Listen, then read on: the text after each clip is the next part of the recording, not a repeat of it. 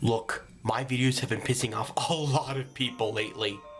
I mean, now that I'm doing Kingdom Hearts, a lot of people are probably already in the comments saying I suck, my opinions suck, my videos suck, and I should just quit.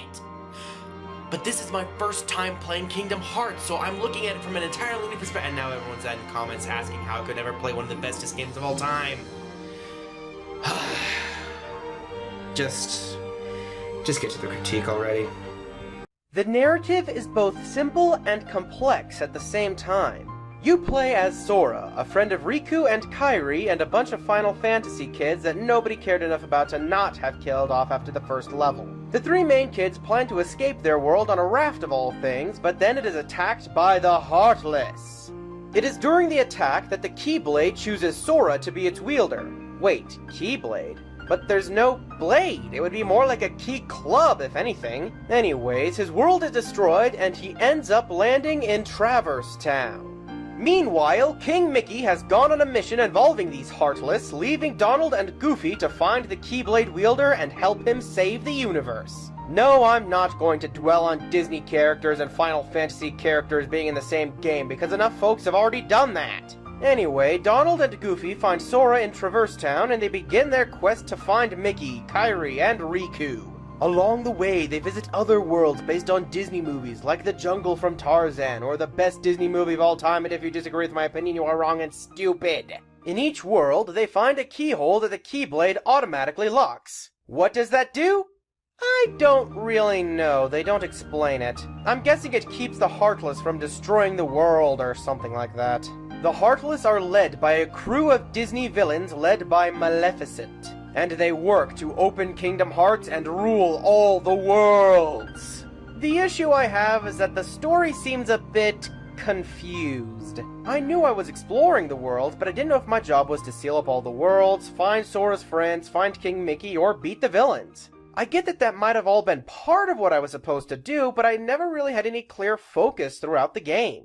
Some might argue that the main goal is to find the friends, and everything comes along the way, maybe dropping clues. But that doesn't explain why I have to visit some Disney worlds when I have no hints that say, hey, go to Atlantica and swim with Ariel. Okay, maybe you get navigation parts for your ship, but that's a poor reason because it's arbitrary in what bosses actually give you these things. Plus, if Donald and Goofy work for a king and know about the other worlds, you'd think they know what places Mickey might go to. But let's move on to the aesthetics. I'm playing the HD remix, and even though it carries some of the aesthetical choices from the PS2 era, it's all bright and colorful nonetheless. I find that the Final Fantasy Japanese style can clash with the Disney American style. I say can because there are some designs that go well together. It seems that Sora was designed from the ground up to be a Disney character that might be seen in a Final Fantasy game. Other designs of that kind, though, are just weird. We see regular Disney humans right next to regular Final Fantasy humans, and it just creates some visual dissonance. However, this is only an issue in Traverse Town and the Colosseum. The other Disney worlds look great, and all the Heartless are also designed well for these areas. In fact, if you can't get to a Disney theme park, I might recommend checking out this game. It has locations based on Disney franchises, it has a story to make you feel you're going on an adventure, and if you really need to feel like you're at a real theme park, I guess you can stand in front of an open oven after every level for an hour. The music is great, even if I'm not a fan of that opening J-pop number. But the best music in the game is in Traverse Town. Seriously, I still have that music stuck in my head. It mixes Disney and Final Fantasy together so well, you just have to listen to it. Sound effects are nice and cathartic, making you feel like you're actually hitting the jerks. The voice acting is good too, for the most part, and some characters even reprise their roles from older Disney films. The animations are also really good, from summons to spells to walking around. But let's move on to the gameplay. The best way to describe it would be an action-adventure JRPG. The main gameplay involves fighting enemies on screen and killing them dead with Goofy and Donald. You can also change your party around when you find new characters in certain worlds, such as Tarzan in the jungle. You also manage abilities, items, and equipment for other characters to work with their AI as they see fit, and for Sora you do that and also manage shortcuts for when you're in battle.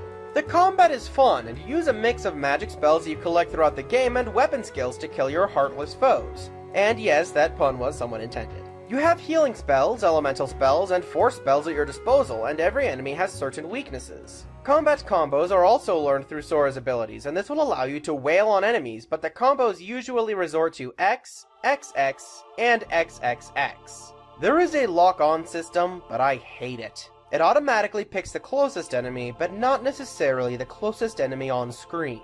Say, if you're looking at an enemy, it decides the enemy behind you is more of a threat. Not that you can hit it by pressing the attack button though, because you can't really hit it until you turn Sora around. Still, it is very fun and cathartic when you do get to just wail on foe after foe. So it's a minor issue that you'll only hate in both late game and when you're flying around in 3 dimensions. Throughout the game, you'll also find various summons, such as Genie, Simba, or Tinkerbell. They all have their own quirks, and you'll eventually figure out which ones you enjoy the most. To travel to the other worlds, you have a spaceship called a gummy ship. And I am very disappointed in the developers for not thinking to say anything about the gummy bears for this thing. You can build your ship for speed and firepower to travel across the universe and eventually just warp to certain planets. I bring this up because there are 2 worlds that should have worked with the controls taught by the gummy ship flying sections. In both Neverland and in Atlantica, you press a button to raise yourself and another to lower yourself. If you can have airplane controls when flying a ship, I think similar controls should have carried over when swimming or flying by yourself. There is also item synthesis, which allows you to craft your own items, but it requires way too many things to get everything, especially the best Keyblade.